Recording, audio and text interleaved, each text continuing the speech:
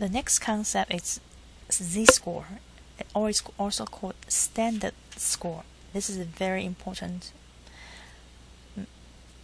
concept. Z-score represents the number of standard deviation a given value x falls from the mean. Remember, 2.5 we learned how to measure precision. So you may want to know for a particular value, you want to know what is the precision compared to the mean.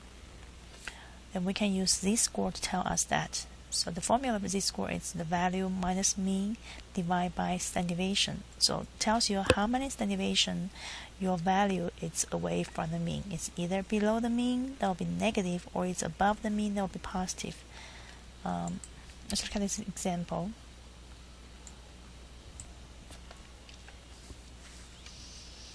So the mean age of actual winners is 49.5, standard deviation 13.8. Well, for actress is 39.9 and the standard deviation 14.0. So to find the z-score of age of Ledger and Cruz, one is the best actor and one is the best actress in 2009.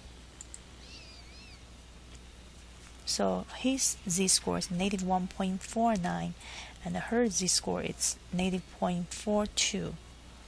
What does that mean? That means his age is 1.49 standard deviation below the mean, and because it's negative, so it's below. And her z-score means her age compared to the mean, her is 0.42 standard deviation below the mean. So that means his age is far away from the mean her age is more closer to, although they both are below the mean, but his age is farther. Because we'll consider, remember in section 2.4 we talk about the emperor rule. It says if there are about 95% numbers are within 2 standard deviation, either below the mean or above the mean. So if you calculate the z-score, now this place the z-score will be 2, because that's 2 standard deviation below the mean, and a negative 2, and this will be 2 because this is 2 standard deviation above the mean. So if the z-score is between negative 2 and positive 2, that'll be the 95%. We'll think that's a usual value, the majority 95%.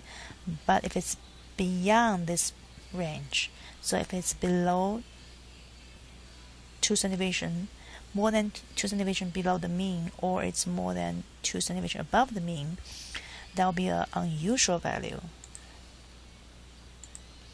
So like if you look at z-score, you can match them together. So here the z-score should be 0, because that's the place at the mean, and here z-score is 1, negative 1 standard deviation below the mean. Here is positive 1, here is negative 2, positive 2, negative 3, positive 3. Okay, so if it's between negative 2 and positive 2, we'll call as an usual score. If it's between negative 3 and negative 2, that's unusual, or between 2 and 3. If it's even less than negative 3 or above 3, that's a very unusual score.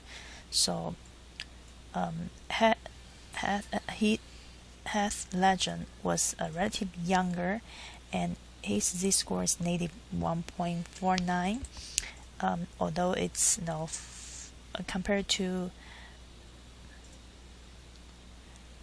Penelope Cruz, he's fairly younger, but still not unusual, because his z-score it's within this blue region between negative 2 and positive 2. So in 2.5, we talk about 3 quartiles, that how to make a box plot, and then the IQR interquartile range, and then we also talk about z-score. So you need to know how to calculate z-score for a value, and then use z-score to compare the position of different data, for example, like the best actor and the best actress age, we can compare these scores to get which one is relative younger or older. So that can tell us the relative position. So z-score tells us the position of each data entry compared to the mean. By definition, it's just the number of standard deviation a given value falls from the mean. If the value is equal to mean, then the z-score will be 0. If the value is below the mean, then you have negative z-score. If the value is above mean, then you'll have positive z-score. And if z-score is between -2 and +2, that'll be a usual value. If it's less than -2 or greater than +2, there'll be unusual value. So you may need to use this concept to identify unusual value. Is unusual small or unusual big?